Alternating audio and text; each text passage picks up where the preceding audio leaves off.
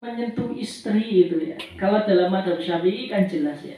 Jadi menyentuh istri itu membatalkan wudhu. Tapi kalau dari pandangan pendapat Imam Abu Hanifah itu menyentuh istri itu tidak membatalkan wudhu. Ya, bahkan bersentuhan dengan perempuan lain itu tidak membatalkan wudhu. Ini kalau menurut madhabnya Imam Abu Hanifah, baik itu dengan syahwat ataupun tidak, maka ini tidak membatalkan wudhu. Tetapi kalau menurut Imam Malik dan Imam Ahmad, bersentuhan dengan istri itu dilihat dulu. Kalau misalkan dengan syahwat maka membatalkan wudhu, tetapi kalau tidak dengan syahwat ini tidak membatalkan wudhu. Jadi ini setelah saya lihat itu ternyata pendapat ulama demikian. Jadi kalau Imam Syafi'i itu membatalkan wudhu baik dengan syahwat ataupun tidak. Kemudian kalau menurut Imam Abu Hanifah tidak membatalkan wudhu sama sekali, baik dengan syahwat ataupun tidak, baik itu dengan istri yang sendiri atau perempuan yang lain. Maka ketika bersentuhan kulit, menurut Imam Abu Hanifah tidak membatalkan wudhu. Tapi kalau menurut Imam Malik kita lihat, kalau bersentuhannya dengan syahwat maka itu membatalkan wudhu, tetapi kalau tidak dengan syahwat maka tidak membatalkan wudhu. Akan tetapi semacam ini terkait tentang hal yang membatalkan wudhu. Bolehkah kita itu mengambil salah satu pendapat di antara pendapat imam-imam tersebut? Maka jawabannya boleh. Ini yang sering disebut dengan al-ahdu biqaulil imam. Ada orang yang mengistilahkan ini adalah istilah talfek. Ada yang mengistilahkan demikian. Tetapi catatannya, kalau kita ingin memakai batalnya Imam Abu Hanifah, maka kita wudhunya harus memakai wudhunya Imam Abu Hanifah. Jika kita batalnya memakai wudhunya Imam Malik, maka kita juga harus wudhunya dengan cara wudhunya Imam Malik. Jadi harus satu paket.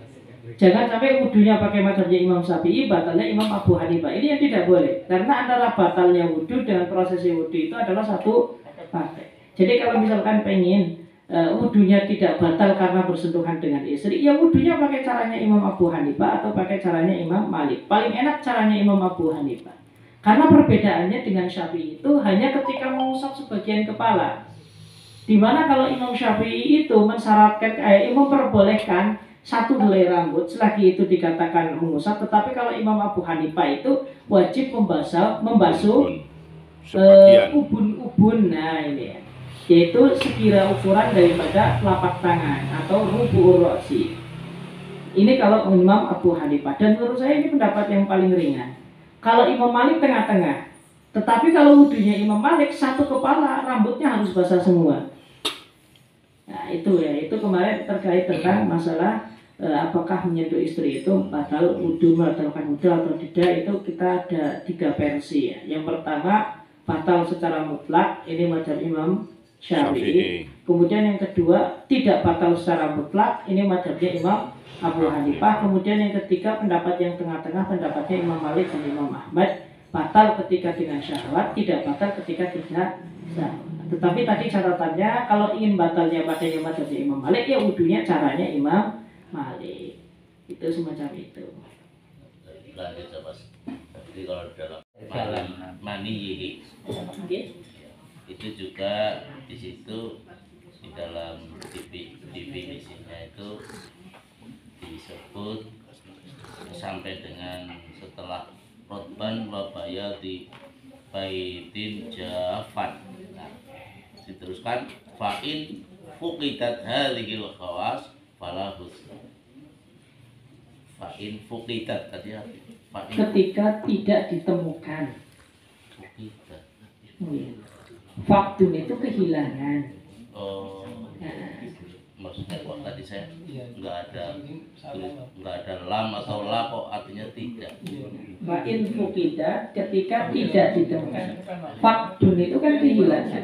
Fa'in tu syai'a, saya kehilangan sesuatu. Kalau fuqidat tidak ditemukan, berarti memang tidak ada. Fa'in fuqidat ketika hilang atau yang bahasa awalnya itu berarti ketika tidak ditemukan. Faktun itu kan faktul ma'i, tidak ditemukan air.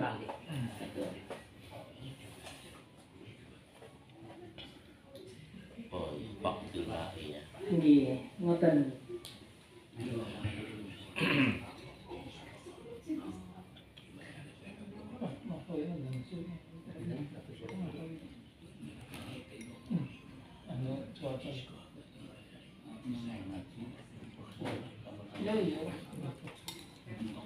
Jadi terkait haid itu umur wa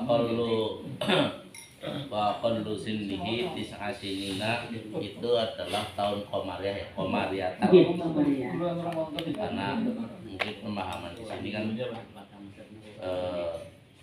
orang di sini kan jarang pakai komariah, jadi mungkin umur orang pakai tetap pakai Masehi. Kan tinggal dikurangi 11 hari berarti ya.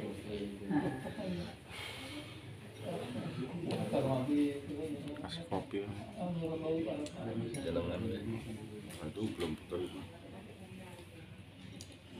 wes ya Yang mewajibkan mandi, contoh kayak tadi saya contohkan seperti orang melakukan tindakan perzinahan, ini kan termasuk salah satu di antara 4 sebabnya mandi. Nah, ketika orang itu melakukan salah satu di antara sebabnya mandi, lalu kemudian tindakan tersebut maksiat, orang setelah zina lalu kemudian selesai, apakah setelah itu dia wajib mandi langsung? Tidak. Itu maksudnya semacam itu. Jadi tidak wajib mandi secara langsung ketika orang tersebut mendapati salah satu di antara sebab-sebab yang mewajibkan mandi, meskipun itu dilakukan dalam keadaan dilakukan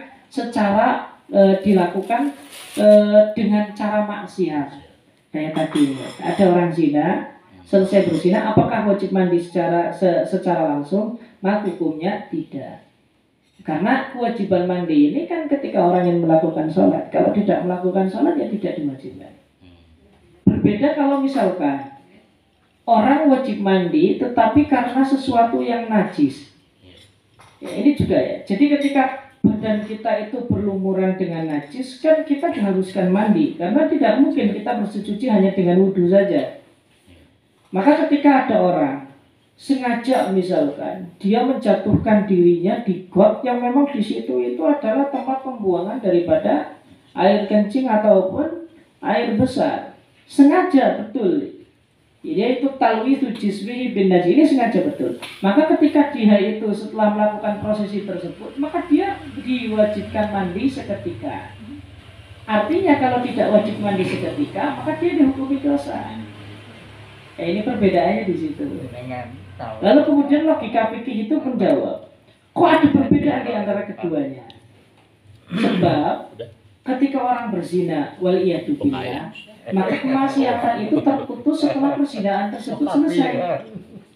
Ketika perzinahan tersebut selesai, maka setelah perzinahan tersebut selesai, maka kemaksiatan terputus. Ya, ketika kemaksiatan terputus, maka dia itu posisinya berarti hanya sebagai orang biasa dalam keadaan junub. Berbeda ketika orang melumuri badannya dengan najis. Ya, sejak awal dia menjatuhkan dirinya ke najis dan sejak najis tersebut menempel dalam dirinya, maka ini tetap dia dikatakan berdosa karena ada unsur kesengajaan. Maka ketika dia ngentas dari got, pertanyaannya, najis tersebut terlepas atau masih menempel dalam dirinya? Nah, maka di situ kemaksiatan masih ada, jadi masih tetap ada. Itu logika pikirnya semacam itu. Ingatan itu Pak Haji.